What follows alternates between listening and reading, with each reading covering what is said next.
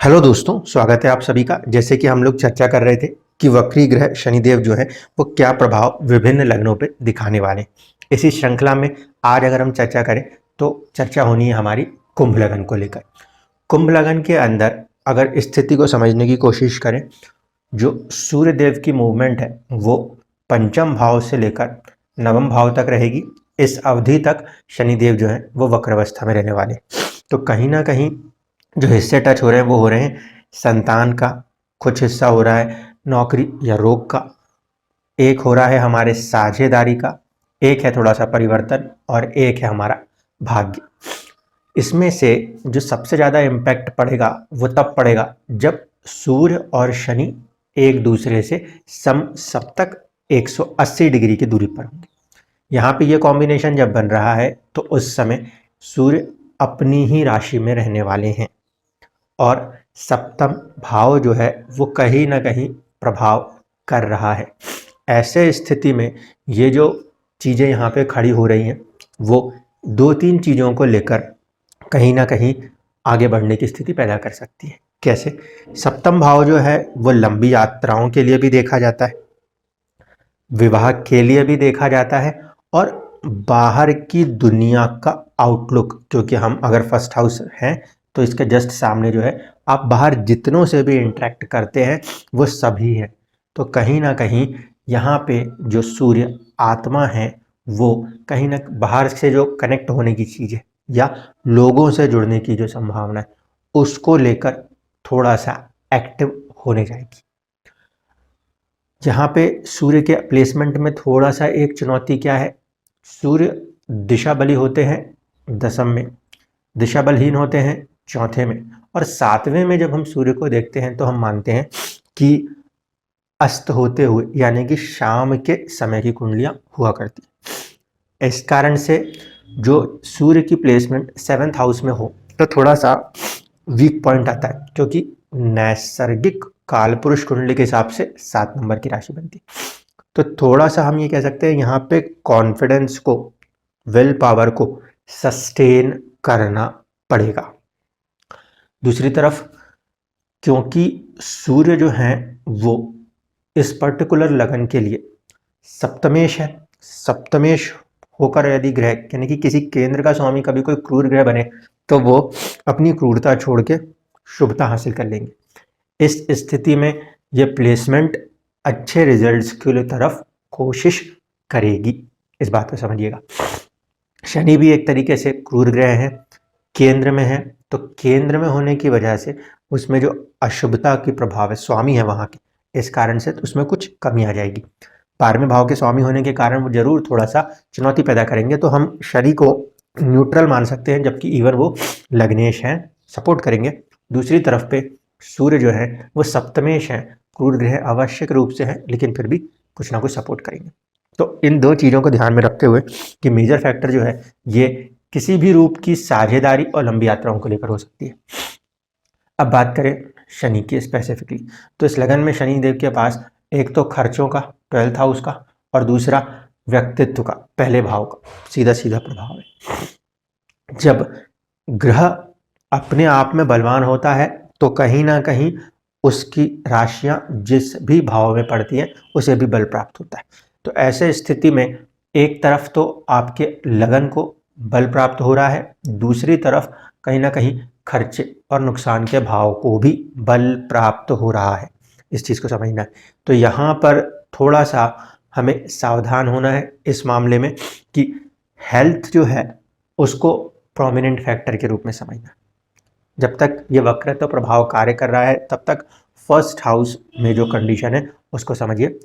12th house के स्वामी आ रहे हैं और लगन में बैठ रहे हैं, जैसे ही वक्रत्व हासिल करेंगे उन्हें कहीं ना कहीं बल प्राप्त होगा और उस बल के प्राप्त होने से स्वास्थ्य को बेहतर रखने की कोशिश तो करेंगे, लेकिन चुनौतियां भी देने की कोशिश कर सकते हैं।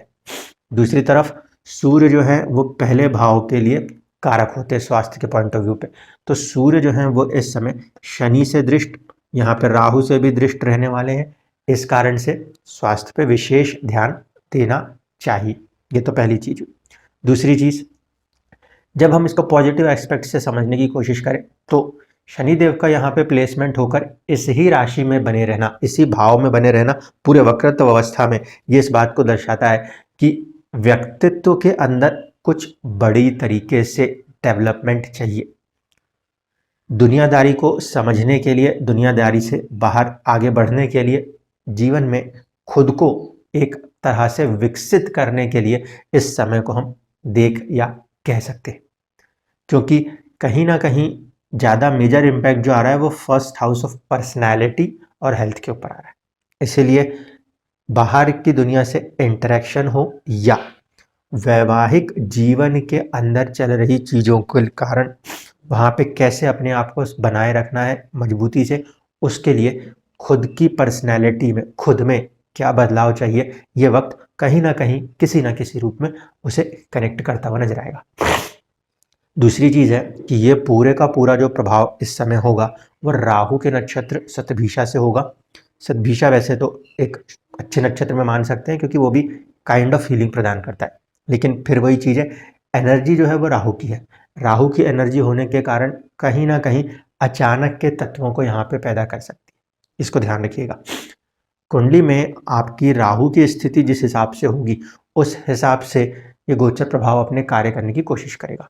अगर राहु की स्थिति छठे भाव में है तो थोड़ा सा शारीरिक कष्ट या रोग से हमें सावधान रहना चाहिए, या फिर छठे भाव में राहु के प्लेसमेंट की वजह से कुछ शत्रुताओं जैसी स्थितियां पैदा हो रही हों तो उससे भी हमें दो चार होते हुए आगे बढ़ना पड़ सकता है। उस कंडीशन में आपकी जो पर्सनैलिटी है उसको हेल्थ और एनिमिटी, ये दो फैक्टर्स के साथ उभरते हुए अपने आप को आगे बढ़ाते हुए देखना है। अगर ये राहु की प्लेसमेंट 8th हाउस में आ रही है तो कहीं ना कहीं खुद के अंदर किसी प्रकार के बड़े बदलावों को भी देखना है। अगर प्लेसमेंट राहु की 12th हाउस में आती है तो ऐसे स्थिति में फिर राहु शनिदेव की राशि में बैठ के शनि की तरह ही कार्य करने लगेंगे। यहाँ पे हो सकता है विदेशों या स्वास्थ्य के प्रति हमें ज़्यादा सावधानी बरतनी पड़े। अगर इसके अलावा कहीं और पे राहु प्लेसमेंट है तो शुभ भाव में होने की वजह से फिर वो शुभता की कोशिश करेंगे। जैसे कि मान लीजिए 2 नंबर की राशि चौथे घर में राहु की यदि प्लेसमेंट है तो यहाँ पर कहीं ना कहीं अपनी प्रॉपर्टीज़ और दूसरी चीज़ों को विकसित करने में ये समय आपको मदद प्रदान कर सकता है। अब अगर एस्पेक्ट की बात करें तो यहाँ पे शनिदेव की प्लेसमेंट तीसरे भाव पे अपनी तीसरी दृष्टि देगी, इसके बाद 10वीं दृष्टि 10वें भाव पे रहने वाली और 7वीं दृष्टि जो है वो आपके 7वें भाव पे रहने वाली। तो जब तीसरी दृष्टि की बात अगर हम सबसे पहले करें तो जीवन के अंदर कहीं ना कहीं थोड़ा सा आपसे आपके करेज को टेस्ट करेंगे। क्यों? क्योंकि तीसरा भाव जो है वो हमारे साहस और पराक्रम का है। तो कुछ चुनौतियां बार बार ऐसी उत्पन्न होती हैं जब शनि लगन में बैठे, कोई सा भी लगन, जब भी वो पहले भाव से गोचर करें तो वो टाइम टेस्ट करते हैं कहाँ पर, आपको आपके पोटेंशियल पर, आपके करेज पर, आपकी ब्रेवरी पर। दूसरा, जब भी शनि फर्स्ट हाउस से गोचर करें तो प्रभाव 7th हाउस के ऊपर होता है। लोगों के साथ साझेदारी करना थोड़ा सा मुश्किल महसूस होता है। आप कितनी भी अच्छी कोशिश करो, सामने से जो रिस्पॉन्स है उसमें आपको थोड़ा सा टकराव की स्थितियां पैदा होती हैं। वहाँ पे भी हमें काफ़ी हद तक अपने आप को संभाल के, समझ के और समझा के चलना होता है, क्योंकि दृष्टि 10वें भाव पे होती है तो 10वां हमारा एक तरह से स्टेटस है और एक तरह से हमारा कैरियर भी। तो कई बार यहाँ पर हम महसूस करते हैं कि जब कभी भी फर्स्ट हाउस से शनि का गोचर होता है तो 10वीं दृष्टि के कारण हमारे कार्यस्थल में कहीं ना कहीं कुछ ना कुछ बदलाव की स्थितियाँ उत्पन्न होती है। कई बार वहाँ से हमें चुनौतियाँ भी उत्पन्न होती हैं। तो ये तीन चीज़ नेचुरली इस प्लेसमेंट के कारण होने वाली। वक्रत्व प्रभाव में जब ये प्रभाव बढ़ेगा तो थोड़ा समय के लिए इन चीज़ों में वृद्धि भी हो सकती है, लेकिन एंड ऑफ द डे यहाँ का जो पूरा फैक्टर है वो क्या हो रहा है, सूर्य आत्मा के प्रभाव को लेके चल रहा है। तो जीवन के अंदर अपने आप को कैसे इन परिस्थितियों से उभारना है, इसके लिए ये समय आपको विकसित करेगा। दशाओं के अंदर अगर हम देखें तो जब शनि की या कहीं ना कहीं आपको गुरु राहु की दशाएं चलती हुई दिख रही हैं इस समय, तो थोड़ा सा सजग होकर चलना है। क्यों? क्योंकि स्थिति समझिए, इस कंडीशन में शनि देव की जो दशा बनती है वो एक तरफ से फर्स्ट हाउस लॉर्ड और साथ साथ 12th हाउस लॉर्ड भी है। फर्स्ट हाउस लॉर्ड है तो स्वास्थ्य को सीधे सीधे दर्शाते हैं, और 12वें की वजह से खर्चों को दर्शाते हैं। तो यदि शनि की महादशा चल रही है तो किसी न किसी प्रकार से अपने ऊपर किसी रूप में खर्चों को दर्शा सकते हैं। इसी तरीके से गुरु की दशा अगर देखें तो वो 11वें और दूसरे भाव के स्वामी की दशा है, लेकिन इस समय की अवधि में गुरु ग्रह जो है वो कहीं ना कहीं राहु शनि से प्रभावित होकर कार्य कर रहे हैं। इस कारण से जब गुरु की दशाएं चल रही हैं वहाँ पे भी थोड़ा सा चुनौती, असहजता महसूस हो रही है। इसी के साथ साथ अगर हम देखने की कोशिश करें तो जब कुंडली में आपकी दशा चल रही हो और उसमें शनि का प्रभाव उस दशा में दिखाई दे रहा हो, तब ही ये चीज़ों की इंटेंसिटी ज़्यादा मात्रा में दिखाई देगी, यानी कि आपको चुनौतियां साझेदारी में और अपने अंदर उसके लेकर परिवर्तन।